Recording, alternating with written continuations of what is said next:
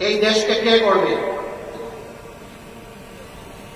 এই দেশ করতে হলে কিছু ছাতাবাস মুক্ত হাত দরকার, কিছু চরিত্রবান দুর্নীতিমুক্ত মানুষ দরকার, কিছু দেশপ্রেমিক চিন্তাশীল বিচক্ষণ মানুষ দরকার।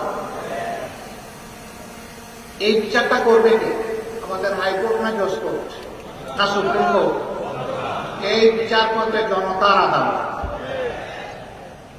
জনগণকে বোকা ভাবার কোন কারণ নেই।